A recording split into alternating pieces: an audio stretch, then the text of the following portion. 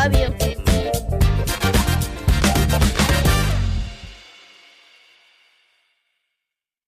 All right, so here we are again. Welcome to a new episode of Brad and Mira for the Culture. I'm Brad Listi, here with my friend and co-host, Mira Gonzalez. Hi, Mira. Hi, Brad. How are you doing today? You know, I'm all right. I got to get a bunch of stuff done. As always, I feel busy. I feel a little bit frazzled, but I'm good. What is happening with you? What have you gotten done? Oh, what have I gotten done? Well, let me tell you, Brad, I've gotten a whole lot done. I have been religiously watching every episode of Love Island as it comes out 1 day per week. And they're not 1 day per week, every single day, besides Wednesdays. And then I also have started watching ER, the famous TV show Emergency Room, featuring George Clooney and my man Noah Weil. And I'm enjoying it very much. Let me tell you. Is it good? I've never seen it. Is it good? I watched The Pit. I don't know if you watched. You probably didn't. You don't really watch television very much. But The Pit is like it. Now that I've seen ER, it basically just is ER, but modern. It's about emergency room in Pittsburgh, and Noah Weil is the lead guy. It's like a teaching hospital, which is what ER is also. And it stars young George Clooney, who is, I mean, just shockingly less attractive than he is now. It is so, like, I know everybody says this, like he's like, you know, aging like a fine wine or whatever, but like truly I've never seen a man who is so much more attractive older as George Clooney. It is crazy. Like I don't know what the fuck. It is insane, but I've been enjoying it very much. It's a lot of like, this teenager came in and she's had a drug overdose, and also like she's been trafficked and she's pregnant, like, and she's got measles and she has like sepsis, and like then they have to like do a bunch of crazy shit to help her, and then sometimes they die. And so that's the main. Oh, and then I also saw 28 Years Later in theaters. The zombie movie. The zombie movie that is the sequel to it's the third sequel to 28 Days Later, right? It's 28 Days Later, 28 Weeks Later, 28 Years Later. What's the next step? Then it's 28 like decades later? I don't know. They've got 3, I think, or 2 or 3, I'm not sure. Other movies planned after this that I think they've even already filmed, but I don't like what it's going to be like 28 years after 28 years later, like 28 years and a week later.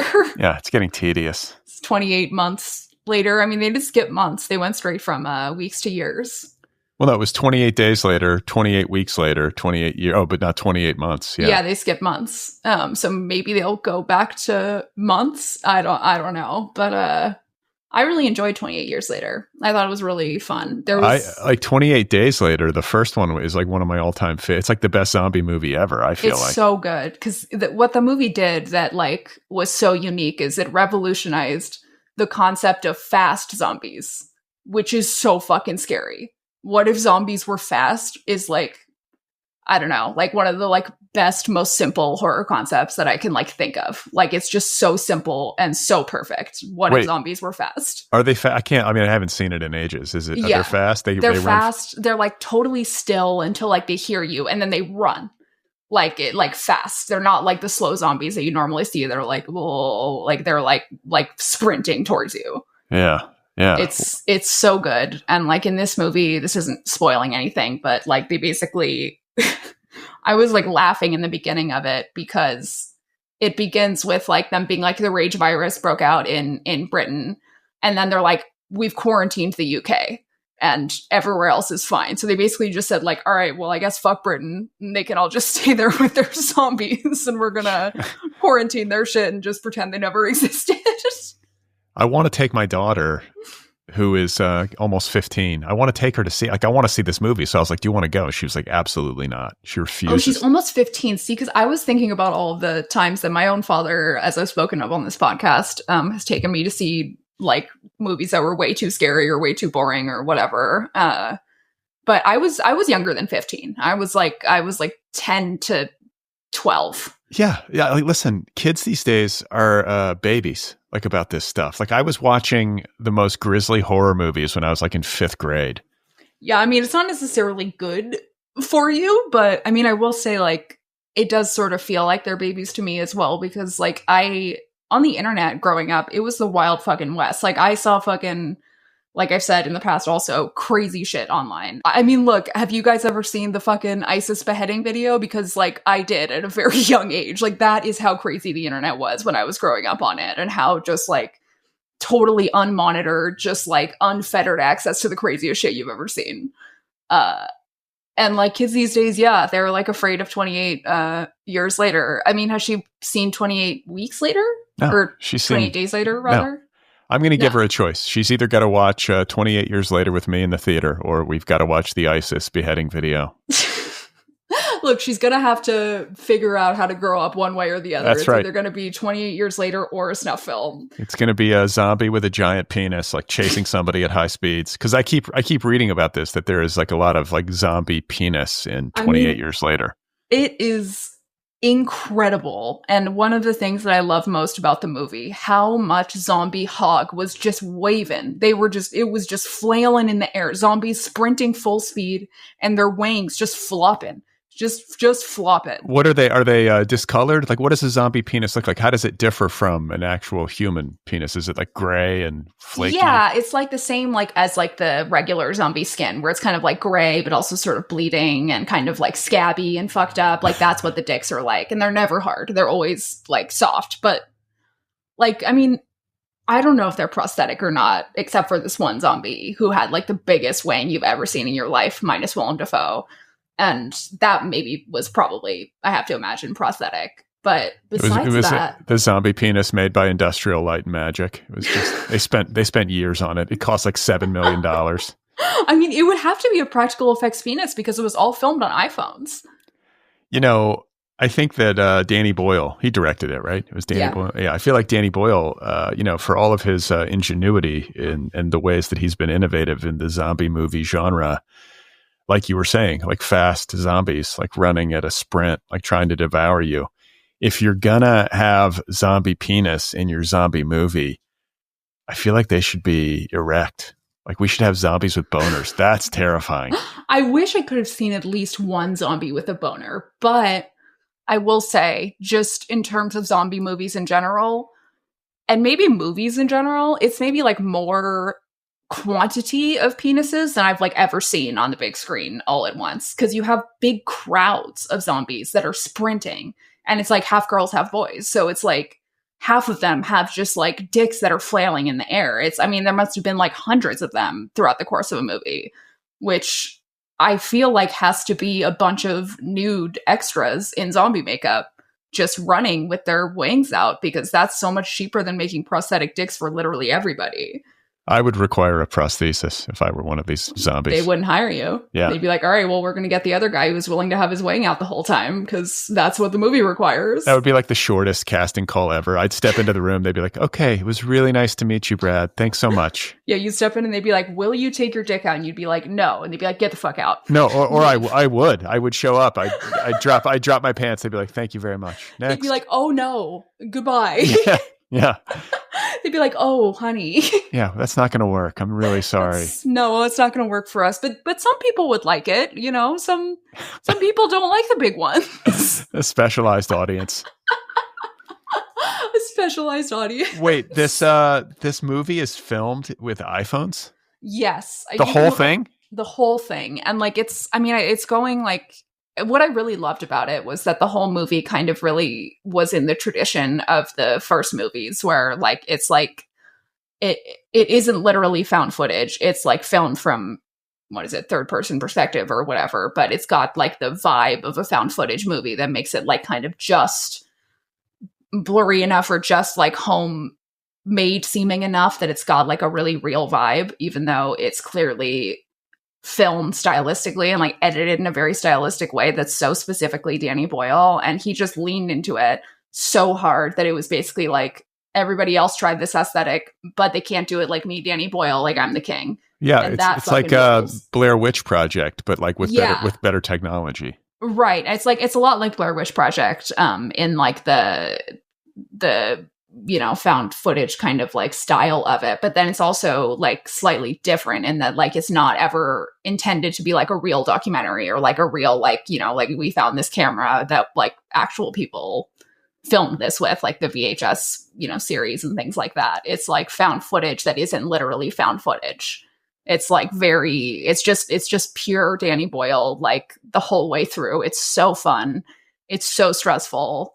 The filmed on iPhone, if you look at the rig that they actually use, you can look it up. And it's like they had like 25 iPhones like on like a crazy thing that was like on a track doing like all kinds of crazy shit. So they have like really full coverage and it looks amazing.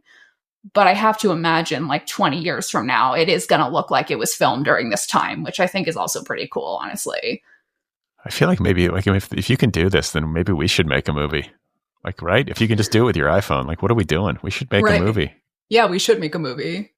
Why not? Let's go full Hollywood and try to tell our story. What would it be called? Be called like Brad and Mira, the Deathly Hollows. Brad and Mira, the Fellowship of the Podcast. Exactly. It'll be, or we could just do like a BTS, like behind the scenes documentary, just like bringing people into our process. Yeah, we could have like I wonder if like Werner Herzog would narrate it. It could be like a very deeply serious documentary about like what it's like to be struggling podcasters in Los Angeles. I feel like he would do it. I feel like he would do it. Yeah. It's different than what he's done before. He's probably sitting at home waiting for our call to narrate our iPhone documentary. Yeah, I mean, like, he certainly has my phone number, and he's certainly on a first-name basis with me, so it'll just be, like, me, like, smoking weed, watching ER, and, like, you, like, going on hikes literally nonstop. Like, you get on for 5 minutes, and you're like, well, time for another hike. Mira is sitting at home, smoking yet another joint, watching television, while Brad is manically hiking. Looking down at Hollywood in all of its filth and decay. Now that you say that, I feel like maybe David Attenborough would be the better one. It could be like a sort of like nature observation documentary. Like, yeah. As Mira sits, she's rolling a fifth joint. And we wonder, why? Why must she block out the thoughts in her brain all the time? Her native habitat. Her native habitat. She's terrified to confront the voices in her head. So true, Herzog. So true.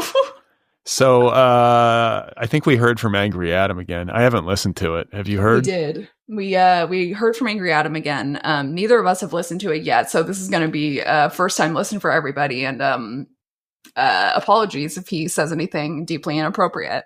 Hey guys, hope you're good. Anxious Adam, autoerotic asphyxiation Adam, whatever you want to call me. I'm back. Spent the last 48 hours picturing my children being vaporized in an Iranian nuclear blast, so that's been good for my nervous system. I just want to say, like, if World War III starts and there's a draft, I think podcasters should be first to go.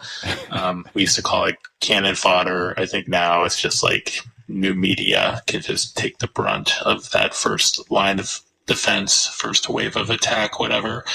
But look, now there's a peace treaty or a ceasefire, so Trump's saved us. So eternally grateful to the master negotiator. He really did it. Hope you guys are good. Hope you are being asphyxiated regularly. Brad, who is really interesting to hear you say that you want more skin and like basically more Lolitas in your pop music. We're going to work on that for you. And yeah, I hope you guys are good. I'm going on a cruise tomorrow, so I'll be gone for 8 days, but maybe I'll try to send you a message from the high seas. Okay, that's it. Talk to you later. Bye. A cruise. He's going on a cruise, huh? Yeah, he's going on an Alaskan cruise. An Alaskan cruise. Damn, that is like my actual worst nightmare, I think. You couldn't pay me to get on a cruise ship. No. I went on a cruise with my family. Oh my God. When I was a teenager. It was like my mom's dream. She's like, I've always wanted our family to take a cruise. Oh, Jesus. And we went to it was a Bahamas, cruise. And I think we disembarked, or what do you call it? we took off in the cruise ship from Miami. And the weather sucked. Oh no. And the seas were rocky. And like the first night we're all sitting at our like assigned table in the, the dining room or whatever. And like everyone except my mom and I puked. Jesus. And and then we went, my mom and I are like, we're going to make the best of this. And we went to see like that night's entertainment. There was like a band performing in like the theater or whatever. Were they puking too? No, the fucking drum set slid off the stage. Like that's how hardcore. God. Yeah, the boat was just like up and down. I felt queasy. It was really a nightmare. And then the cabins that we were in on this like Carnival cruise or whatever the fuck it was, like the rooms that we were in were like super small, and like you could you could be sitting on the toilet and like showering at the same time. It was just like, this is disgusting. I don't want to even. Oh my God. Yeah, it was awful. Oh, what a nightmare. Jesus Christ. That's like, I mean, I've read too many horror stories about cruises and cruise ships. Like, I just know. Like, they've got a fucking prison and a morgue on every cruise ship. That's enough for me to just never ever go on one again. I don't like boats in general, and especially not big boats. Yeah, and it's like it's not sanitary. And again, this goes back to what we talked about with like hotel and restaurant employees. The people working on these cruise ships just probably can't stand you. They don't want to be cleaning up after you. These rooms it's not sanitary. The food is probably rotting in the kitchen and they're feeding it to you. Like, who knows what's going on? But oh my God. I mean, it just, who knows what's going on? It is like a hotel room times a million times worse than a hotel room in terms of like it being disgusting. Like you're like moving constantly on the water. Everyone's throwing up. Everyone's getting drunk. It seems, I mean, hello, have we not all watched Titanic? You just watch that movie once and never get on a cruise ship again. I don't really understand why anyone would want to go on a cruise. Yeah, and you're trapped with all these people. Like all of you, first of all, like it's just an error in judgment to go on a cruise. And then you're trapped on a boat with hundreds, even thousands of people with similarly poor judgment. It's just like a festering hive of like human failure. Oh my God. I mean, and oh, this is a good one. Speaking of festering hives of human failure, our next topic is, this is going to be a big one because there's a lot to cover here. This is about the Bezos-Sanchez wedding.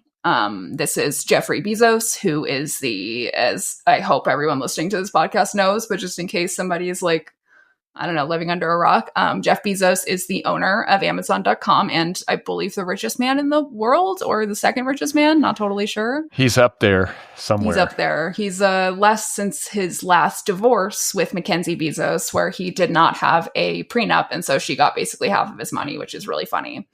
Now he is marrying Lauren Sanchez, who is significantly younger than him, but I don't really know how much. And she's got like a fucked up plastic surgery looking face, and oh my God, what a nightmare. But their wedding is so offensively over the top. Oh my God. And we're going to cover all of it. But the first thing I want to say is, so this is their second marriage, both of them. Lauren Sanchez was married to somebody and has 2 kids. And then, Jeff she Bezos was married to like a power agent in Hollywood, some guy. Okay, great. Yeah. So she was married to some power agent in Hollywood, has 2 kids. Like this, a second wedding in your 50s and 60s should not be this elaborate. It's tacky and weird. Like it should be like a courthouse wedding. It should be like Lauren Sanchez should be wearing like a 2-piece instead of a dress. It should be like a pantsuit courthouse wedding. Yeah. And instead it's like a quinceañera and like, yeah, for the richest 15-year-old alive. It's like it should be like Jeff Bezos' daughter's quinceañera or something like that. It's like so fucking insane. It's so tacky. I feel like renting out all of Venice. What we're witnessing here is the most spectacular and most expensive midlife crisis in history. God, yes, 100%. And like, I fear a future where there could be a more spectacular and more expensive midlife crisis. I mean, it is insane how much money is being spent here. Did you see these photos of the foam party on the yacht? Like where they're oh my God. First of all, like who does a foam party? But like, it's just basically Bezos shirtless, like he's in his bathing suit and Lauren Sanchez is in a bikini and they're in this foam. Ugh. Well, and this is my favorite part of it. It was a birthday party for Lauren Sanchez's 19-year-old son. I feel like 500 years from now, if humanity's still a thing, they're going to be like looking back at this moment in history, like when everything started to really collapse, and it's going to be like that. That's like that photo, like historical perspective. Like, how do you go from like the prehistoric man of like 2001, like beating on another prehistoric man with like a femur bone, to like Jeff Bezos at age like 62 at a foam party on a $500 million yacht? Like, that's. I mean, we're going to be looking back at like this and like Marvel movies as like the pyramids, like when we're like all just like suffering in like 200-degree heat and like back to like primitive living because there's like no oil left and like we're all fucked. We're going to be like looking back on moments like this as like, literally, how did anybody do this? Like, how is it literally physically possible for this to have happened at like the pyramids? This is what it's going to be like. I feel like we're like 5 minutes away from finding out that Jeff Bezos and Lauren Sanchez got matching ankle tattoos before their wedding. I feel like it's probably already happened. Like little matching Amazon logos. Yeah, or Amazon Prime, like Amazon. Yeah, Amazon Prime, of course. Like Amazon, Amazon past your Prime. How's Amazon past your Prime? That was a good one, Brad. Yeah, I had to. I saw my opening and I took it. But like, they're just like, I get like it's nice to be in love, and I'm in support of love generally. And it's, you know, you don't have to act your age, but like, there's just something sort of corny and classless about this whole thing. It's so like it's an unbelievably tone deaf demonstration. I mean, it is so let them eat cake. It is like wild. Like this is the kind of shit that like in the French Revolution would get you decapitated. They put your head back on Frankenstein style and decapitate you a second time because you fucked up so badly. Yeah. Yeah. And like to get an invitation to this wedding, I think I would be humiliated. I would be like, do I have to go to this? Like, I would be scared to go. And like, I would just feel like I don't want anyone to know, but yet I feel like we should be there. You and I should be there to cover this. We should be there. Because I think that we could be there for journalistic purposes, and that makes more sense. But like, the most horrifying thing to me is that nobody is ashamed of going to this. Everyone is stoked. Like, you know that everybody invited is just like so fucking excited that they get to go to the Bezos wedding. I honestly would not be. I would be like, ugh. I wouldn't be, but like. But I don't want to go to anyone's wedding. Like, I don't care who it is. I'm just like, no thanks. I'm not. Honestly, though, I feel like I didn't have a wedding myself because it sounds like literally the worst thing on the planet to have to plan a wedding and then everyone's looking at you the whole time and you have to like wear a dress that you only get to. And it's just like it's uncomfortable. It's like what goes on till late at night. You have to dance in front of everyone. It seems like a fucking nightmare. We didn't do it either. We didn't do it either. We started the process. And then we were like looking at like how much like centerpieces and forks and shit. We were like, and we just looked at each other and we were like, yeah, no thanks. No, absolutely not. I was like, I'm going to spend money to have my divorced parents in the same room. Absolutely not. I'm not. That is, no, like that's like, you don't have to pay me money for that. I'm not fucking doing that. Absolutely not. And then it's like, okay, who's walking me down the aisle? Is it my dad? Is it my stepdad? I don't know. Is it both of them? I fucking hope not, because that'd be weird as hell. Like, we literally went to a place, and this is not just the name of the website, it is the name of the business itself, called samedaymarriage.com. DOTCOM. That's the name of the company. And you know what? They did marry us on the same day very effectively, and we just did it. Wait, online, or did you go somewhere? No, you go to a place where they have a sign outside that says, welcome to samedaymarriage.com. That's the name of the .com is part of the name of the business itself. Yeah. I mean, yeah, I don't know. We eloped, but I mean, it wasn't really an elopement because our families knew what we were doing, but we basically were just like, yeah, we're out. And then we just had like a party when we came back, and I've never, for even like a millisecond, regretted it.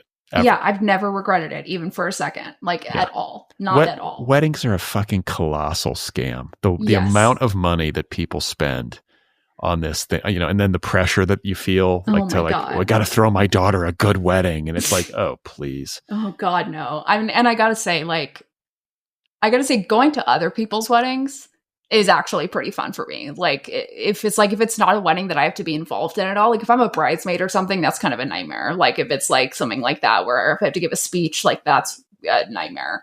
But if it's just like a friend's wedding, like who you know well enough to be there, but not well enough to be like a main person in the wedding. Like I recently went to a friend's wedding who she has a whole lot of money, which I props to her. I had no idea that she had this much money before the wedding. And it was just extremely fancy in like a really beautiful place. I wore like a dress that looked really good. I like drank delicious cocktails that were like their own special cocktails the whole time. I like danced with like the shortest, oldest, richest men on the planet who were like all so drunk they were falling on each other, and it was hilarious. Like that was pretty fun, I gotta say, if you're just not involved at all. Yeah, like what I always say, because I am kind of a sucker for a wedding. Like I like when people are in love. I like to root for two people who are like, okay, we're gonna give this a shot. I like that.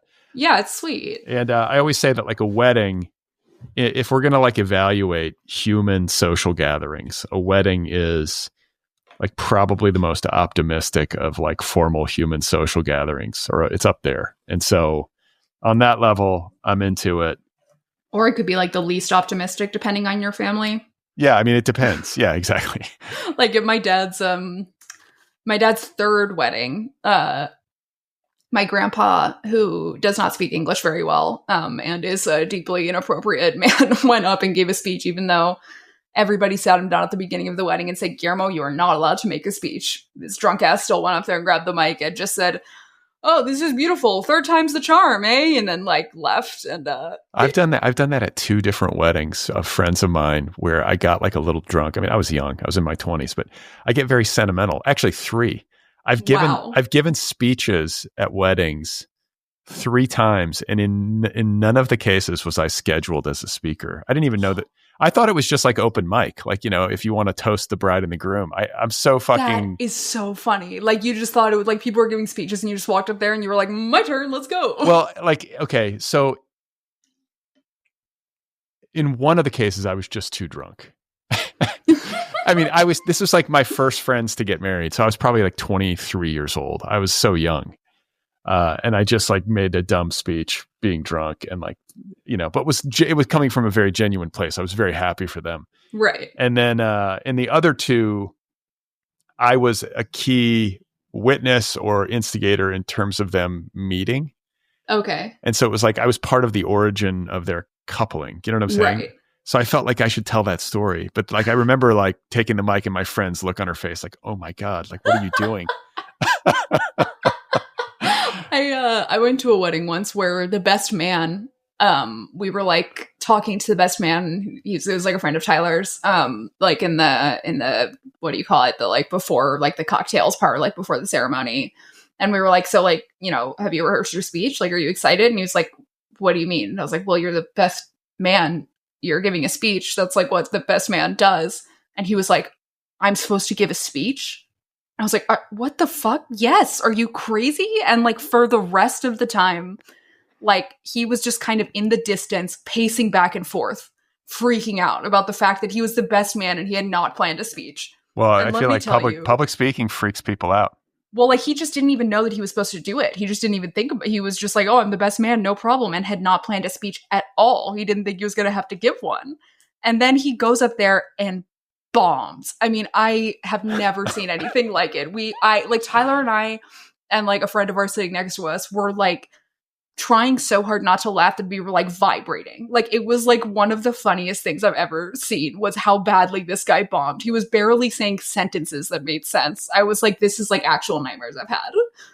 I wonder who's going to give a toast at Jeff Bezos's wedding. Like, is anybody like he's probably paying people to toast him. I mean, people probably need like 6 figures, like, because that, I mean, that puts you in a spot of danger. Like, oh, you're the one who like said nice things about Jeff Bezos on a microphone. Like, oh man, that is not good. I bet they have to get paid. Who are his friends? Does he have like actual friends in life? Like real friends? No. Like buddies, like old buddies who are like calling him like the Beezer or like the Bees or the Bees. Like, I really, really doubt it. Like, I don't think he has friends. Like, I think probably like Oprah will give a speech that she was paid to give. Yeah. Like, I feel like that's what Oprah's for now. Like when like oligarchs have weddings, they're like, let's bring her in to like make this seem like really like fancy. Right. Exactly. That's like why Gail was on the spaceship, because Oprah probably didn't want to. And they're like, all right, Gail is the next best thing, I guess. We'll just get her on the ship. Yeah. Gail's like Oprah's understudy for like the wedding toast, just in case Oprah falls ill. They bring in Gail. Right.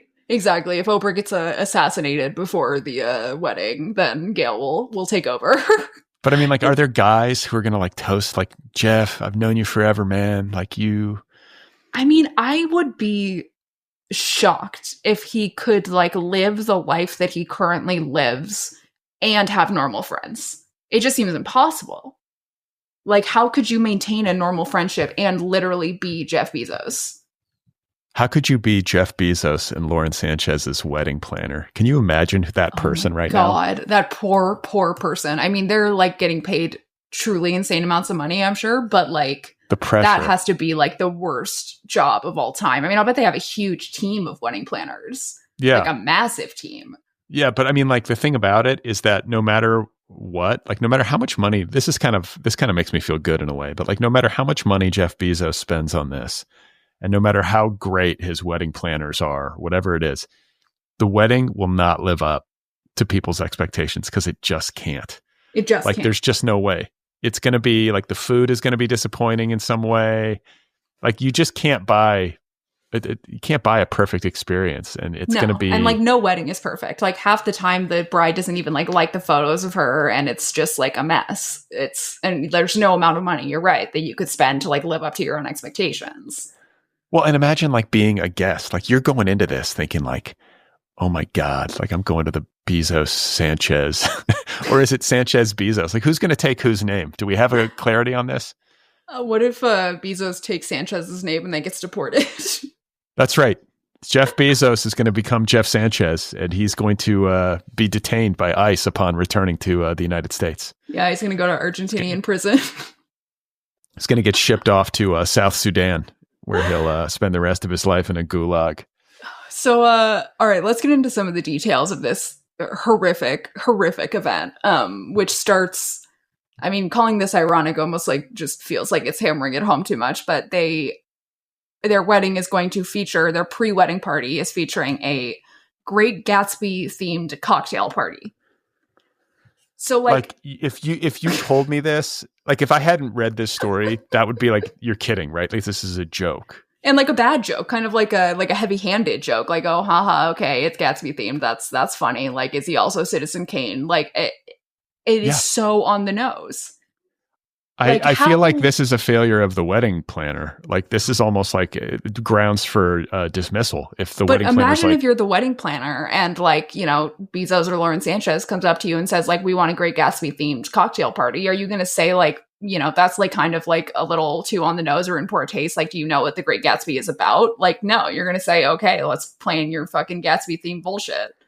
It's like they don't even understand the book. It's like, I mean, it's like, why do rich people always want to host Gatsby themed parties? Have they read the book? And if they did, could they possibly understand it? Because like I had to read that shit in like high school and I could easily understand it. And yet they are like, oh wow, Great Gatsby, that's so fabulous. Like, let's do that. Like, I cannot begin to fathom it. Can they not even Google the Wikipedia page for the Great Gatsby and see? Like, do they not know what happens in the end? Is Bezos going to end up face down in a pool? That's it. There's going to be a theatrical staging where at the end of the party, Jeff Bezos is just floating face down in the pool, and then Oprah steps to a microphone and is like, "And so we beat on, boats against the current, borne ceaselessly into the past." Did you just recite the Great Gatsby from memory? Wow. That's the closing lines of the Great Gatsby. I could not do that. I'm the kind of person who just knows that shit. I mean, apparently Jeff Bezos is not, and clearly did not, I guess, in high school talk about like do quizzes on like the themes of the Great Gatsby. It just seems so basic. Like of any book that you could possibly know, it would be the Great Gatsby, I would think. Is Leonardo DiCaprio going to be a guest at the party? Like because he played Gatsby, he could like come out. Oh my God, in character. Jesus Christ, that would be. What if they paid him to do that? What if that's why he's attending, so that he can come out and pretend to be the Great Gatsby in character and then die in a pool in the end? I was going to say, is he? Because he's getting paid his full fee. He's getting paid like $25 million just to die in a pool. Just to die in a pool, like the fucking. Well, like the 200 guests at Jeff Bezos' wedding just like politely clap, like, oh, look at this. Do you think it's 200? I'll bet it's closer to like 5. No, I think I read somewhere that it's like fewer than 200. Wow. It's a quote unquote intimate affair, but it's intimate because he doesn't have any fucking friends. Yeah, like I'm telling you, there are people who probably like had to politely decline, like, oh, I'm having surgery, like I can't make it. I just feel like it's just, I think that like if you have like a lick of common sense and like any kind of awareness of like the state of the world and like how most people live, if you have like any, like even like a pinky toe in reality, going to this thing is a public relations disaster and just like a human error. Yeah, but also I have to imagine like if you're close enough with him that you get an invite to this wedding, you have to be somebody who is like extremely unaware of how this looks and like the whole thing, or just doesn't care. Because like, or just doesn't care. 'Cause I would never be in a situation where I'm close enough with someone like Jeff Bezos to get an invite to the wedding in the first place. And if I was, then like I'd probably go, right? Like if you're like close enough with him to get that invite, you're probably like, hell yeah, like fancy ass wedding in Venice where they're shutting down the whole fucking place. Like, let's go.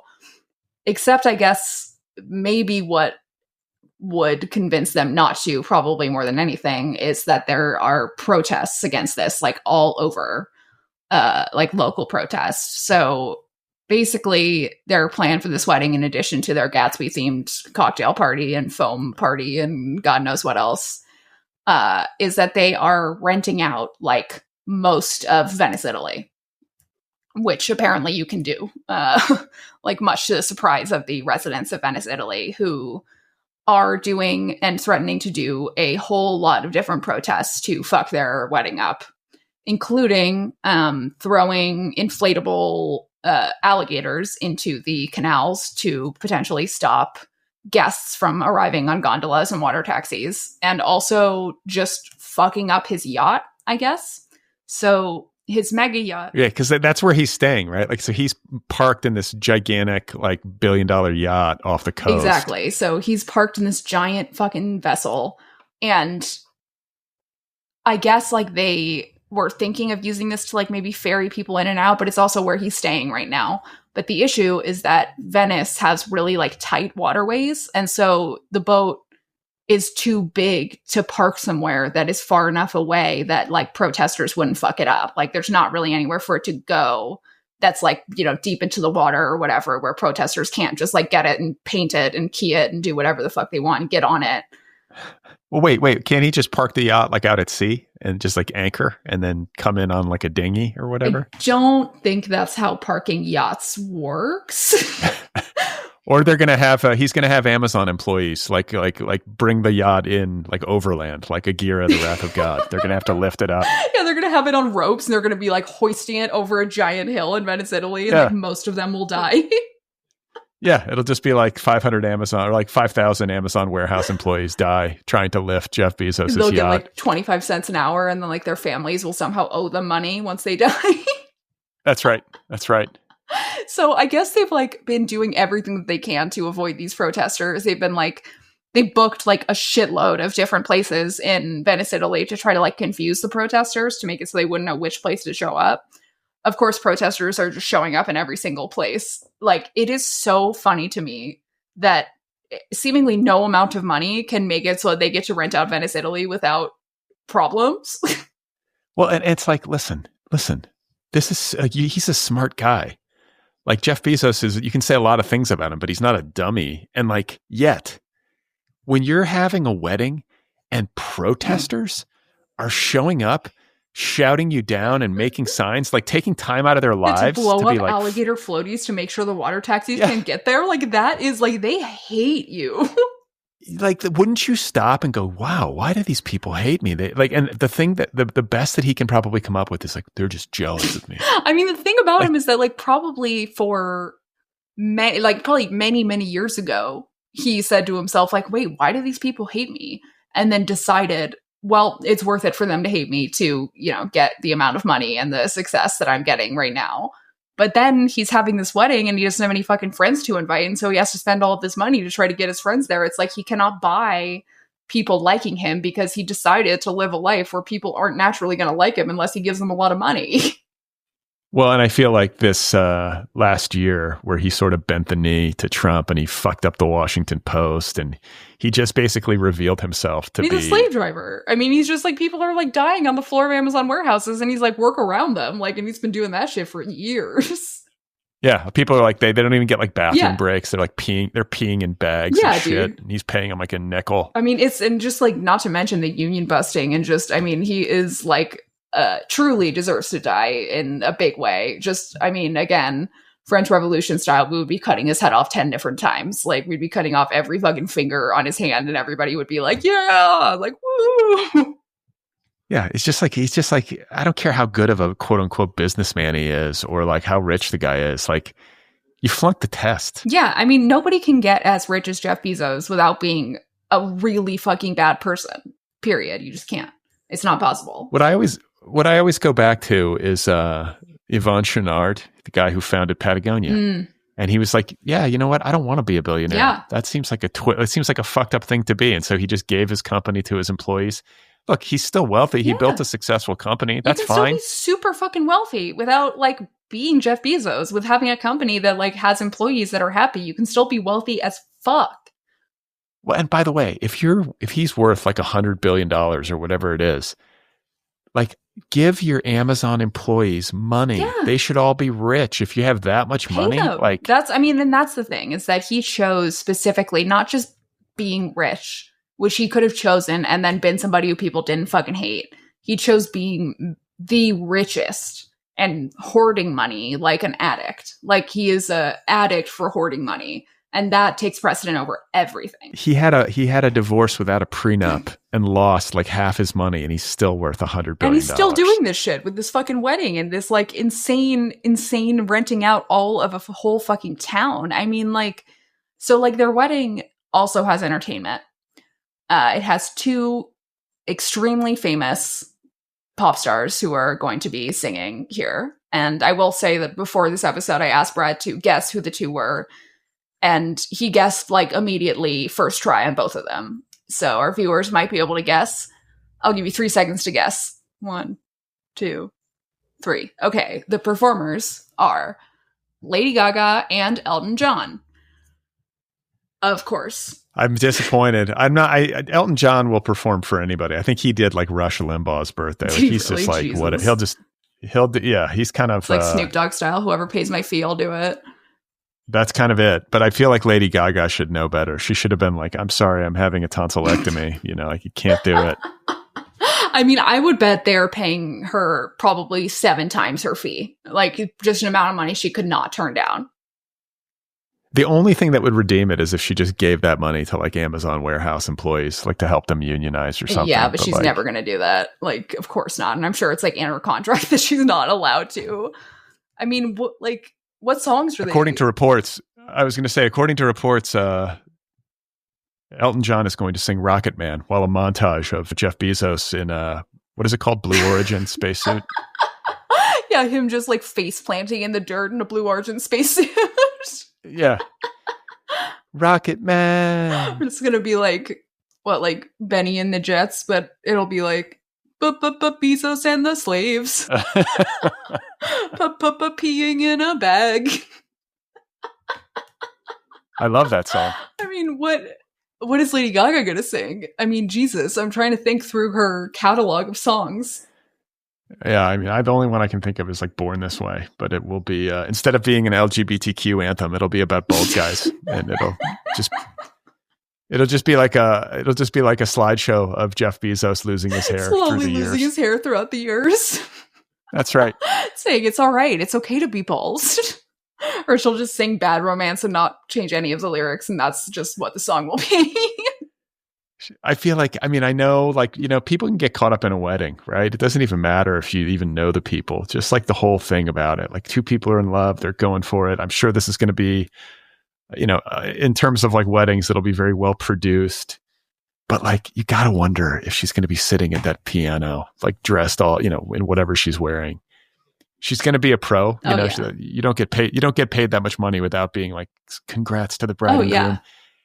But I gotta believe she's gonna be dying inside. I don't know. I feel like you're giving Lady Gaga like a lot more credit than maybe she deserves. Like, just because she didn't go on the Blue Origin spaceflight doesn't mean that she's like got good, a perfect moral compass to not just be happy to perform in a wedding. She's probably thinking like, well, Lauren Sanchez is fine, so like whatever.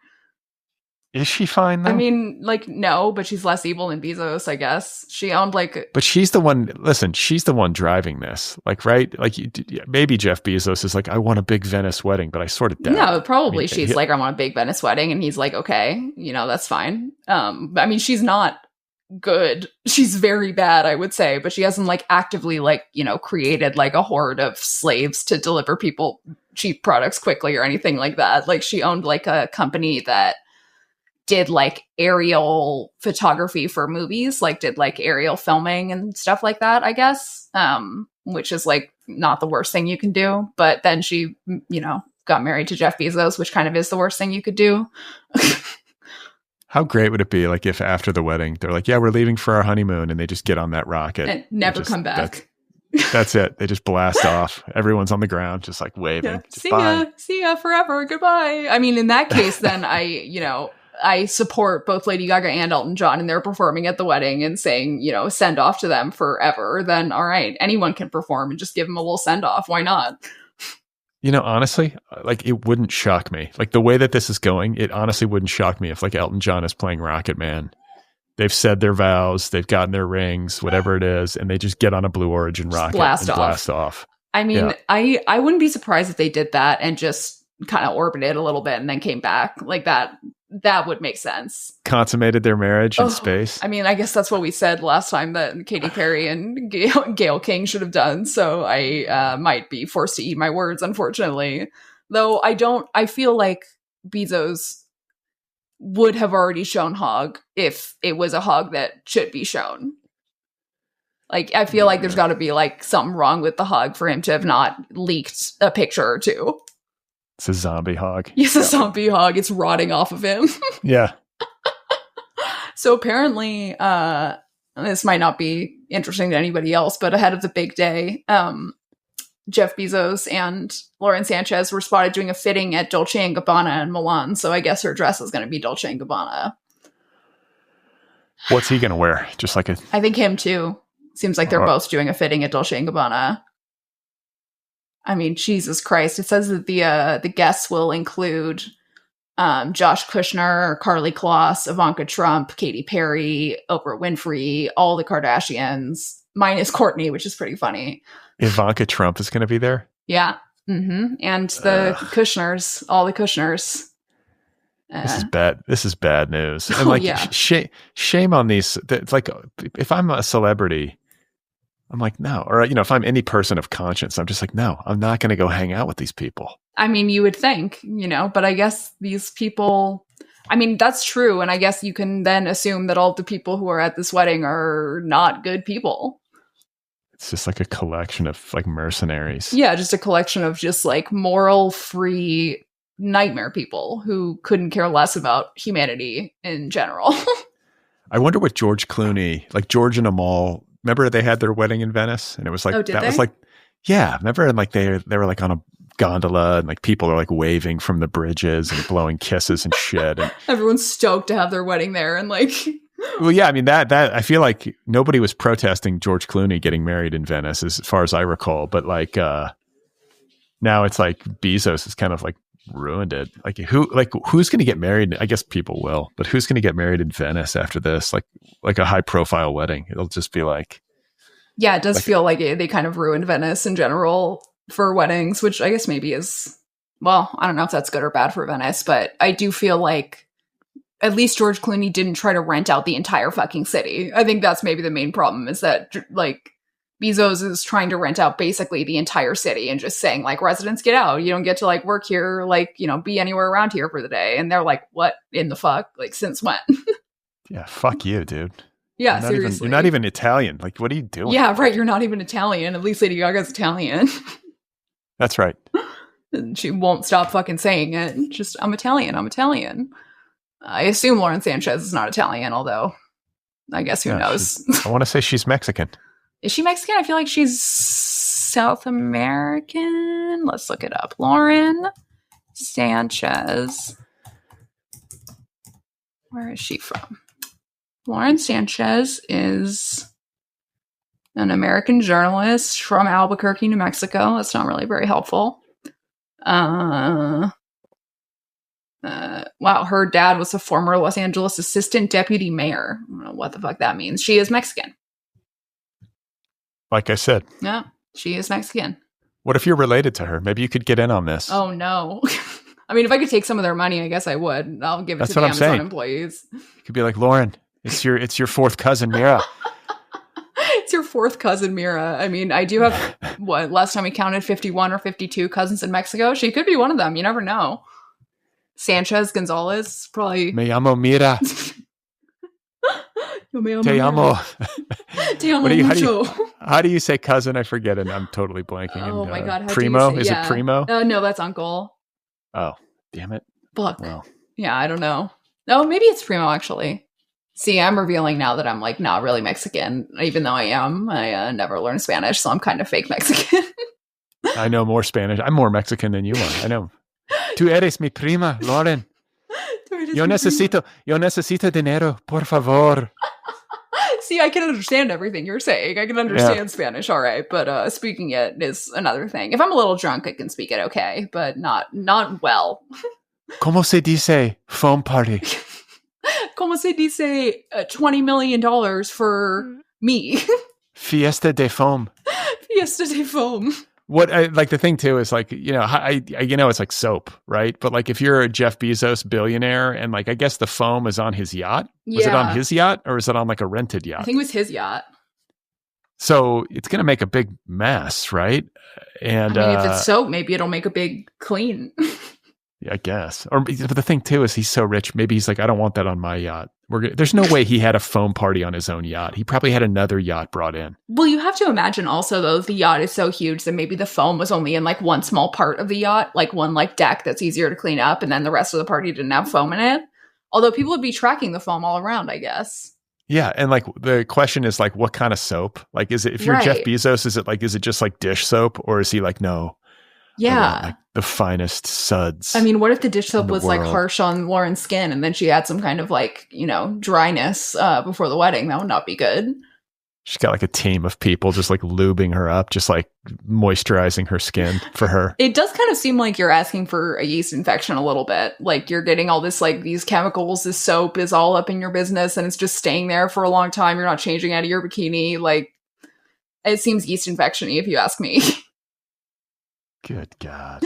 So, congrats to the happy couple. Yeah, congrats to the happy couple.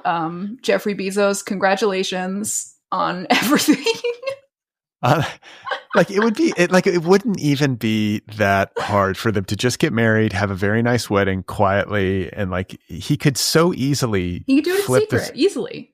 But he could also just like I know that like no billionaire is every billionaire is problematic for the most part because to get that rich, you sort of have to be a thief. And I get that, that argument, but like he could so easily just be like, you know what? I've devoted my life to service. Like I've been incredibly fortunate and like, I'm just going to be about helping people. I'm going to empty the vault and everyone would be like, oh, like, yeah, thanks dude. And like, nope, not doing that. Nope. And I mean, it's weird because it's like the one thing that this man wants clearly is people liking him.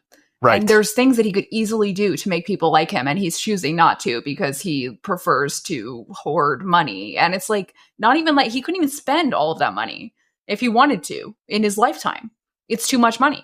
You literally cannot spend $100 million like in a lifetime. That's insane. That's why he's doing this wedding. It's so much money. You don't need it. It's like, I don't think it's even possible for me to wrap my head around like what it would be like to have one human being to have $100 billion. I mean, you can't, what is it? I think if you started from the moment you were born, you would count to 1 billion by age like 33 or something like that. That's how fucking big of a number it is. It's huge. Yeah. It's a really, really unfathomable amount of wealth to be concentrated in one man's hands. Like, it seems like so obvious to me that if your net worth exceeds a certain number, and it's always going to be arbitrary, Like there's no way to make it, like there's no way to formalize it without kind of picking an arbitrary number. But like, I think it's okay for people who do well in the world to have some money. Yeah, they can be rich. That's fine. Whatever. But past like, what is it? $100 million? Yeah. Every dime of passive income that your wealth generates in the market should be taxed at like 90%. 100%. Taxed at 100%. Give them, you can keep $500 million and tax the rest at 100%. That's plenty of money. You've got enough money to secure your family for generations. Yeah. And that's it. And then you can't be any richer than that. It's over. What is the mindset of somebody who, even after having that much money, still needs to accumulate? Like, what is that? I have to imagine it's similar to like a serious drug addict who's like, okay, I'm willing to die to, you know, shoot a little bit of heroin, even though I know it might kill me or probably will kill me. I'm going to do it because I want it that badly. Like, you know, I know that snorting this line of cocaine is going to make my wife divorce me, and I don't want that, but I want the cocaine badly enough that I'm going to do the cocaine and beg my wife to stay with me. That's like what Bezos is doing with money. Do you think that Jeff Bezos has made love to Lauren Sanchez on a bed that's just strewn with like $100 bills? Honestly, yes, I do. I think so. I think that's right. I think that he probably has some kind of like sexual, I mean, certainly I think he's being dominated for sure. I think he's like putting on like, you know, like a little leather thong and she's like whipping him and being like, you're disgusting. You filthy, disgusting little man. She's like crumpling up $100 bill and like stuffing it in his mouth. He's got a ball gag. Oh He's my got God. a ball gag He's like made of coins. Being walked around the yacht on a leash. Yeah. Just picking up pennies. With his mouth. Yeah. Just spitting them into like a tin can. We're saying faster. More what pennies. A mess. What a mess. What a gross human display. It truly like makes my skin crawl thinking about this. And like, I think I was just sort of tuning it out until I saw the pictures of the foam party. And then I was like, all right, I don't care if it's a 19-year-old birthday party. It is so funny for that to be a 19-year-old's birthday party. Like, just like, oh yeah, how was your 19th birthday? Oh, I spent it on a yacht with my stepdad and my mom in a bikini in a foam party. I'd be like hiding in the foam so like no one could see me. I'd be like hiding in the bathroom the whole time, like doing drugs and like pretending that this wasn't my life. Just like rappelling off the yacht into a dinghy. Like just jumping head first off the yacht, being like, take me, ocean. I don't know. Yeah. Or just like having some Italian, like, you know, fishermen, like bring me into shore and let me loose so I can escape. Yeah, please, God, I need to escape. Help me. Spelling out SOS in the foam.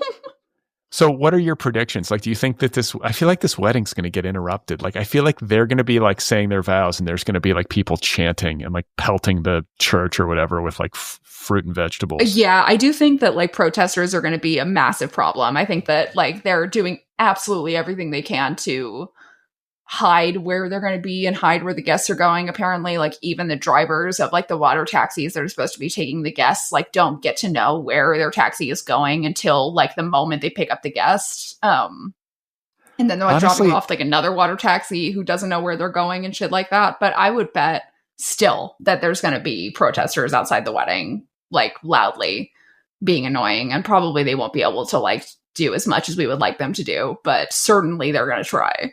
Well, I mean, the thing too is like it's very possible that they have like some sort of remote destination secretly reserved for the actual ceremony that's like outside of Venice. Like if they get married in Venice proper. I mean, that's the thing, is that they wanted to get married in Venice proper and rent out this area that was just like a massive area, but they just could not secure the like around the area well enough. It was like just like not like a indoor enough. It didn't have like the right fences or whatever the fuck. And so they've rented out apparently several other places that are like as big around Venice, and they're not saying where exactly they're going.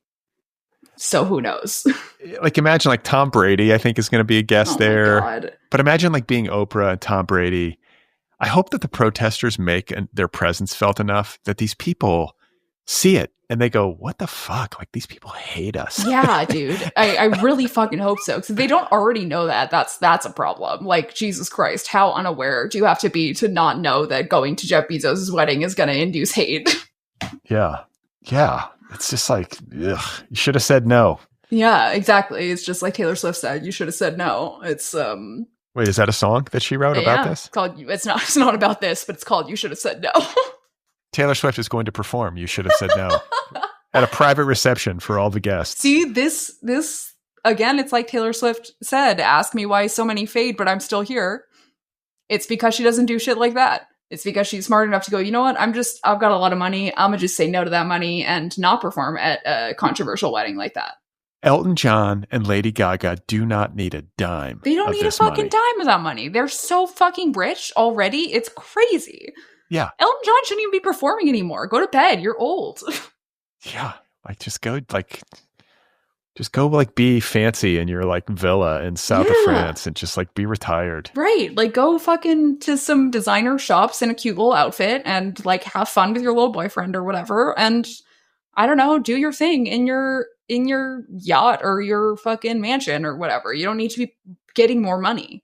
Like, why do you need more money, Elton John? Why? Or if you want to play live, go do a proper concert. Do a Vegas residency. Yeah, he had that big like farewell concert or whatever in England like a couple years ago, and he was like, "I'm done performing," but not for corporate oligarchs who pay him. Exactly. He's done like performing for actual fans who like cannot pay enough money for him to make it worth it. He's okay with performing like 2 songs for $1 bajillion for a bunch of the richest people on the fucking planet. I mean, Jesus fucking Christ, it is a very insane choice to be making, especially this late in your career when you're so beloved. Like, you could just not do that. Is he just really fully not aware? Like, why isn't he just going and like decorating his house and buying insane clothes and I don't know, going on talk shows even, just having fun? It makes no sense to me at all. Does he need the money? Is he in debt? Does he gamble? No, just like, I don't know. I think he likes being among the landed gentry. Like, he likes the royals. He liked being friends with Diana. I mean, then do it. But why do you have to perform?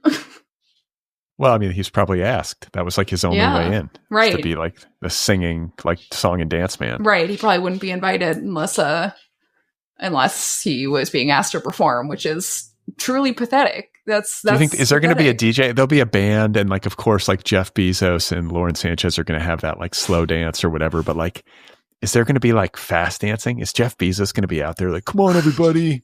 Oh my God, I'll bet he is. And I'll bet they're going to keep all iPhones away from the whole thing. Like, everyone's phone is going to have to be taken so nobody can get video of Jeff Bezos dancing. Oh, because he's going to be. He's been taking dance classes to not look stupid while he dances, and it's not going to help. And like, where do they go after? Do they just like go back to their yacht and then, or do they get on like his jet and like take off for somewhere? I think they must get on his jet and take off for somewhere.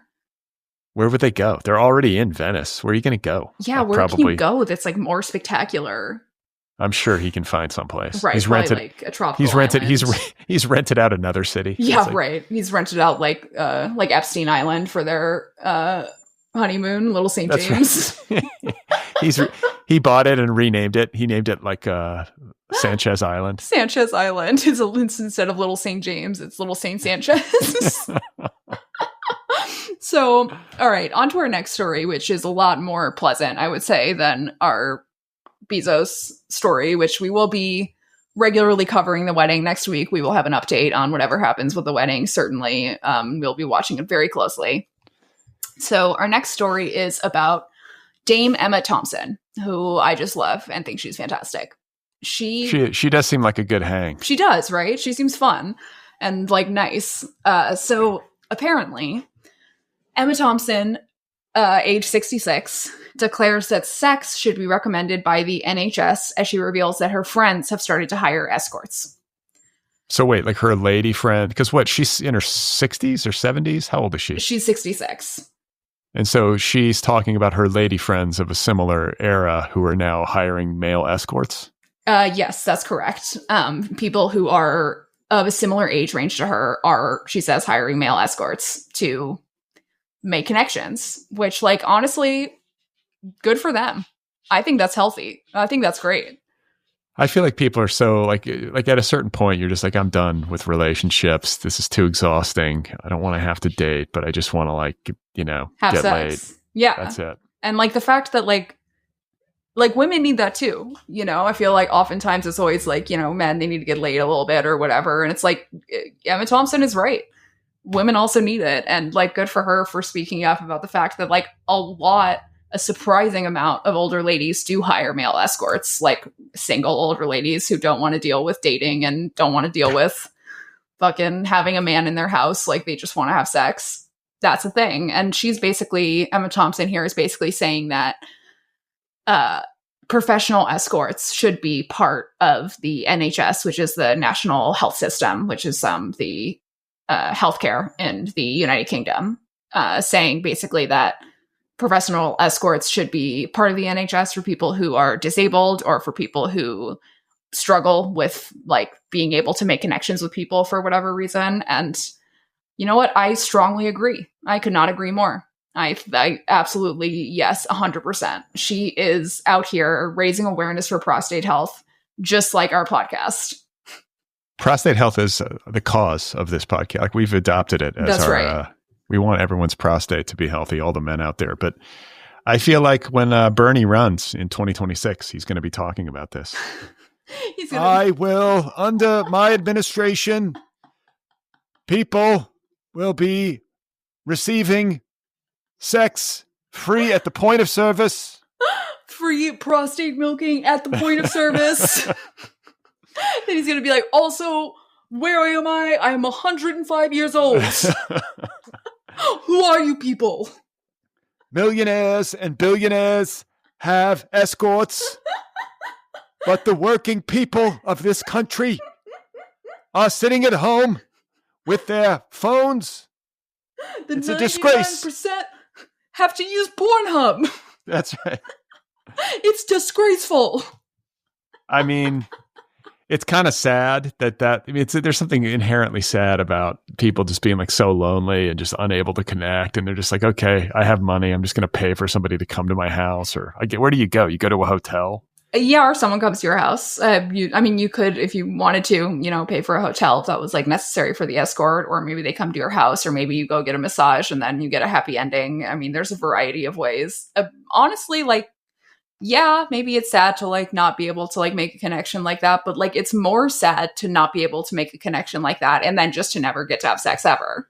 Like it's I like the wrinkle that it's like, and the National Health Service should be paying for this.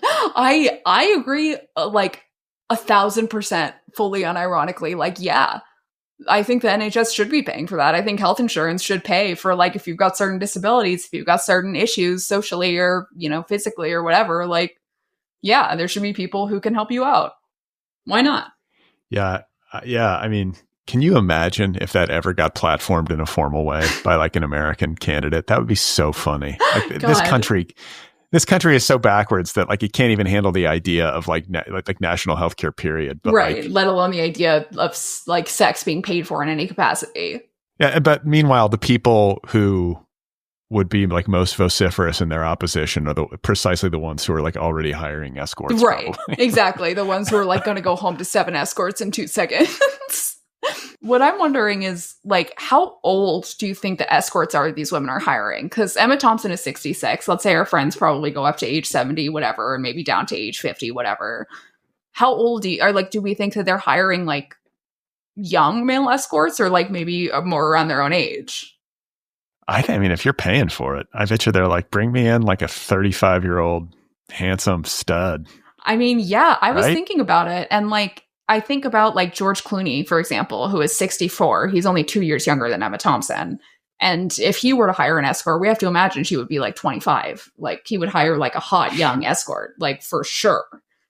And so you would think maybe Emma Thompson and her friends also are hiring, you know, young hot escorts.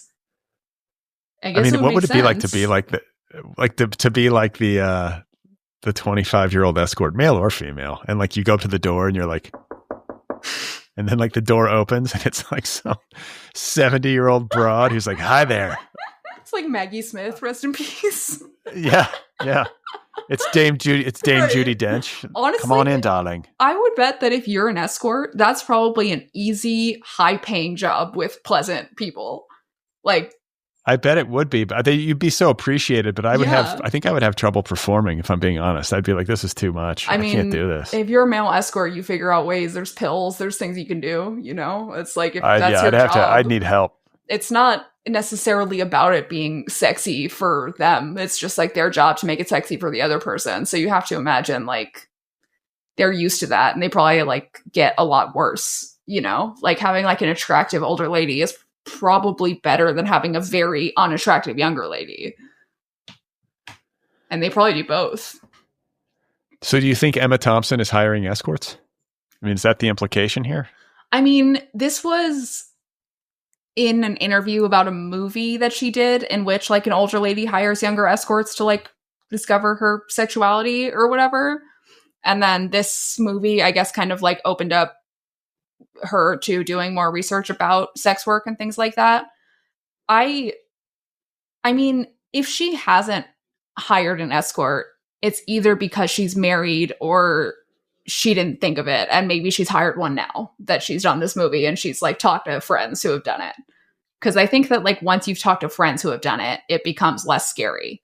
Like then you can be like, oh, I can recommend you this or that person, and it's not like some random person coming into your house or whatever. I wouldn't be surprised. Honestly, she's good looking too. I feel like if you're like a male escort, Emma Thompson is really not the worst. That would be so crazy. It would be really crazy. I mean, I just feel like it's it's just like how lonely people are, how cut off, but also just like, I think like human relationships are just so problematic in general and like so difficult to navigate, especially as you get older. I just think there's some people who are just done. They're like, yeah, it's too much. I'm not going to do this again. I've tried. Yeah. Didn't work out. Or like my spouse died and like, I'm not starting over. Yeah. I mean, I think about the Whoopi Goldberg quote a lot. That's just like, I don't want a man in my house. Somebody was like, why are you still single? And she said, I don't want a man in my house. I think about it all the time. I get it. I don't want a man in my house. It's like you find one who's good. And then besides that, if there aren't other ones, if that guy dies or, you get a divorce or whatever, I could totally see just being like, I'm tired. I don't want a man in my house. Like maybe I want sex, but like, I don't want to deal with all that shit. I don't want somebody here getting dishes dirty and shit like that. Walking around with their shoes on or whatever. Well, I mean, good for Emma Thompson, I guess. It'll be interesting to see if the British public ends up supporting this, like if it becomes like a ballot measure, to add sex workers to the NHS. I mean, I think that would be fucking sick, personally. I think they should definitely do that. They're not going to, but I wish, Your doctor can like prescribe. I honest to God think that would be so good for people. I think it would be so good for so many people. I think it would solve so many problems, honestly. But then also probably there'd be a stigma like, oh, like you had to lose your virginity through the NHS. Ha ha ha. Like whatever it takes. Like if it's at that point, you just go with it. I mean, yeah, that's the thing. If it's at that point, you just go with it. Like after a certain point, people need to have sex, and it's like going to become a serious health problem if they don't. And that's a fact. Even if you're 66 and a dame, I suppose. Well, and I think too, like it just, it's good for you. It's so good for your health. It's good for your health. It's good for your prostate. We're big on prostate health awareness. We're going to start a charity. It's going to Jeff Bezos could finance this with like just the stroke of a pen. He could just write a check. It's true. He could just finance their prostate health awareness campaign, and we could embezzle money from it, and then we would be rich. That's right. We'd be siphoning off like 10% and then providing escorts to every lonely person in America. Exactly. So our money would just be going to us and sex workers, which that's pretty good for a charity, I would say. What would we call it? What should our charity be called? Like the Brad and Mira Prostate Foundation. That's right. Prostate Awareness Foundation. Milkyourprostate.com. Got prostate milk. I don't like that term. I don't ever want to hear that said on this show ever again. Angry Adam's going to get mad at me for it. Yeah. Oh, he's seething right now. He hates it. He doesn't want his prostate milked, or he does, but he doesn't want it said like that. Well, speaking of prostates being milked, what else do we have? That was an interesting transition into our next topic, which is our final topic, which is about Jonathan Bailey and Scarlett Johansson. I guess they were on the red carpet for something. And he just repeatedly was kissing Scarlett Johansson on the lips. Now, it should be noted that Jonathan Bailey is gay, which I guess makes it a little bit better. They were on the red carpet for Jurassic World Rebirth, which I guess is a Jurassic Park movie. And I mean, I'm looking at pictures and they were just kissing and kissing and kissing. And her husband, Colin Jost, was there just like hanging out. It's like watching his wife kiss this gay guy. He's watching his wife kiss this gay guy. And I guess Jonathan Bailey said, I believe in being able to show love in all different ways. And if you can't kiss your friends, life's too short not to. Yeah, I have friends like that. There are people who are like mouth kissers. What like the fuck? I have two friends that I'm thinking of. One is a lesbian, and every time I see her, she like comes up to me and just like kisses me right on the mouth, and I'm always like, "Whoa!" Like I'm a little taken aback, but like it's like you can't not do it. You know, you're like, okay, like I guess we're doing this. What and then the fuck? I had some hippie friends, like they were like a hippie family in college in Boulder, and like they're like the entire family they're all mouth kissers. Ew. I mean, ew. Just like germs wise, disgusting. And also, like if any person came up to me and kissed me on the mouth, like for a greeting, I would like jump back and be like, what the fuck was like, what? Like, you just kissed like me on the mouth? Did you mean to do that? Like, what the hell? Next time I see you, Mira, I'm going to kiss you on the mouth and just see if I get punched. I just like, it would be my automatic response. It's just like knee to the groin, punch to the face. Like the one self-defense class I took would just kick in right away. Just like uppercut to the chin, knee to the ankles. Like just fucking, I would like, and like Tyler would probably be laughing. You'd be like, what the fuck is going on?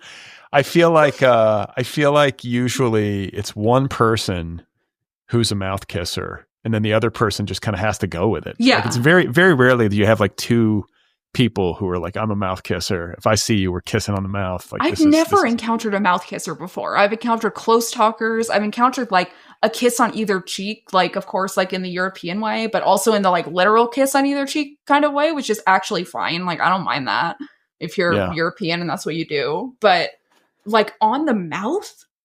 Yeah. I mean, I've done I think it's called the continental, where you do a kiss on each cheek. And like, in certain cultures, like I've been in places where like the guys will come up to me and like give me the two kisses. And I'm like, all right. Yeah. Like, or like sometimes there's like you have like I don't know, a very close male friend or family member who like will kiss you on the cheek to say hello. That's fine. Like, I don't mind that, whatever. But like on the mouth is crazy. That's wild. Like, I could never. I mean, I would be shocked by anybody doing that. There is like, I would say, a breed of gay man who loves to make out with his female friends. Like, just like, oh, like we're like drinking throughout the night, like let's make out, haha. And like we'll be like, oh yeah, like that's like, just like that's my friend. I'm just making out with my friend. And like, I'm sorry, making out with someone is never platonic, period. Ever. I was gonna say like Scarlett Johansson's like tongue kissing this guy, and like Colin Jost is like turning red, like off to the side. She's like, "Don't worry, honey, he's gay. It's okay. Gay. It's fine." It's like you're still making out with him. Like, holy shit! It's like if you have the desire to make out with somebody when you get drunk, like it's even if the other person's gay, it's not fully platonic. You're wanting to make out with this person, even though they're a girl, just because they're a person. And like, that isn't platonic. It's weird. And like, I'm somebody who, not to show off, but I have lots of gay male friends. And like, I do not make out with any of them because that's fucking weird. It's like, it's weird. It's something maybe you would do in your early 20s and you're like on a whole lot of drugs and everybody's making out. But not on the red carpet when you're 40 something and you're doing press for your new Jurassic Park movie.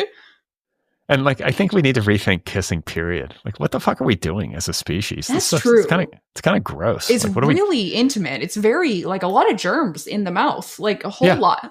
And like you're like putting your tongue on somebody else's tongue, and like it just seems like a bad idea all the way around. Yeah, and like one of the things that grosses me out like more than almost anything in the world is spit. Like if people spit on the ground, like I like cannot stand it. Like I will like gag. Like it is like, it freaks me out so badly when people just like spit regularly in general. And like kissing kind of involves a lot of spit. Yeah. Which is disgusting.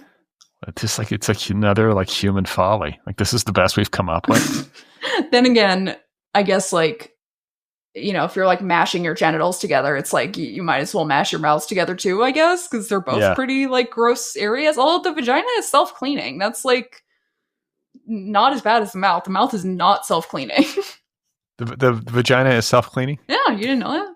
It regulates? Yeah, like the vagina being the internal part of it. Like you don't have to put soap up there. That cleans itself. You want to clean the outside, obviously, to be a normal person, but ladies, if you're listening and you have been putting soap up your hoo-ha, please stop doing that. It is not necessary. The vagina is self-cleaning and you are ruining your pH.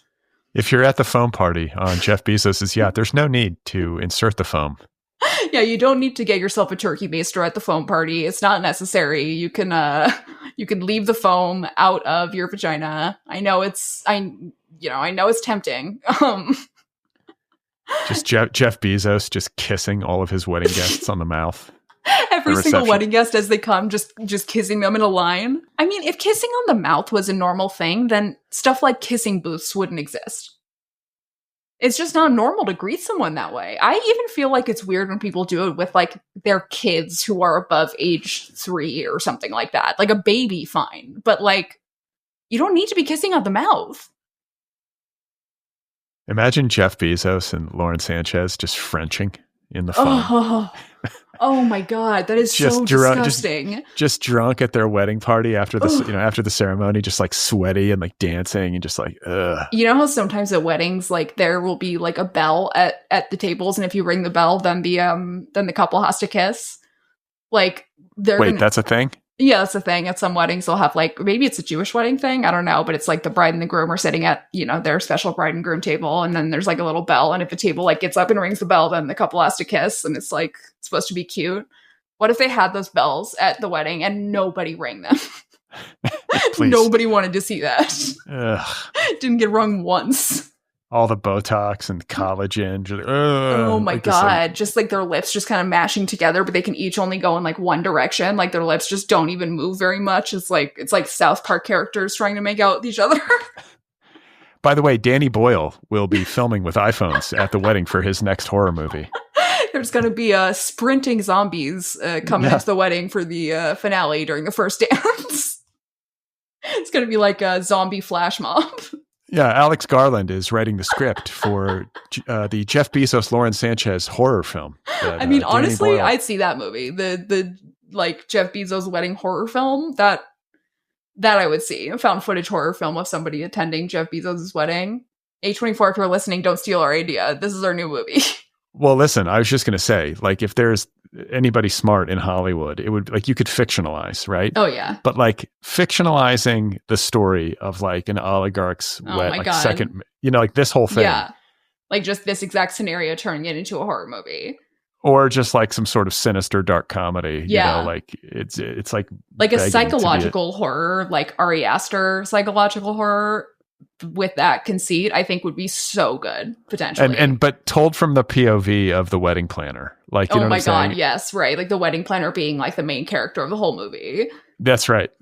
So if you're out there and you work in development in a studio, you want to hire Mira and I to write this blockbuster. We are professional writers. That's right. And professional podcasters, I guess, at this point. Yes, we are. I mean, we're almost, this is episode 48 that we've done. Wow. What are we going to do for our, 52nd? Is that a year? Yeah. Well, 52 would be 52 weeks of Brad and Mira for the Culture, a full year. A full year. We're going to have to figure out a way to celebrate our full year. Maybe we'll have to do like an IRL episode or something like that. Yeah. And everybody who comes, we'll kiss them on the mouth. Yeah, exactly. And we'll all have to form a line so that we can kiss everybody on the mouth because we do believe in properly greeting people. We'll have a foam party. Yes, exactly. A foam party. And we will, I guess you don't have a stepchild to invite. I was going to say we'll be inviting Brad's 19-year-old stepson. I could find one. Yeah, you could find a stepson, I think. Yeah, that's easy. I live in Los Angeles. I could find a stepson. There's stepsons all over Los Angeles. That's right. Just walking the streets. Could put up an ad. Well, I feel a little queasy after talking about Jeff Bezos and Lauren Sanchez for as long as we did. Oh yeah. And I guess we're going to find out. It'll be interesting to see what kind of like news we get from the wedding after the fact. You know what I'm saying? Like, are we going to learn what happened, or is it going to be under lock and key? I mean, I'll bet there's going to be leaks from some people for sure. Like the staff, like probably would sell a couple stories, I'll bet. But well, and these fucking people, they want you. They're going to have photos that they control that they want disseminated because they want people to be paying attention to them. Clearly. 1,000%. I mean, there's going to be like photos that are official photos that are going to be disseminated. And then there's also going to be, stories that are like anonymously submitted to TMZ about the whole thing, about every aspect of it with photos and whatnot. Like that's for sure what they want out there is going to be out there. I don't care like what NDA you signed. I hope some like Italian caterer just like spilled, just tells all, like, please. I just pray that they like had one oversight with NDAs, like one person, they just sort of forgot to like have them sign an NDA. They were just some really low level person and they just saw some shit they weren't supposed to see and will just go and sell it for so much money to TMZ. You think there'll be any drugs at the wedding party? Oh, yeah, for sure. But it'll be like the bad rich people kind of like it's coke. They'll be doing coke. Like in the bathroom, I would bet that like every time you go to the bathroom, there will be two people in a stall doing cocaine together. And they're both like 50. On Everyone that will note, be drunk, of course. Yeah. On that note, I just want to leave like the visual that I want to leave listeners with today is just Jeff Bezos and Lauren Sanchez, like basically in a state of ecstasy in foam on a yacht in their bathing suits. I'd like to officially apologize to our viewers for the image that Brad just put into your brain. Please don't blame me. Yeah. You're welcome, everybody. And we'll talk to you next week. Bye-bye.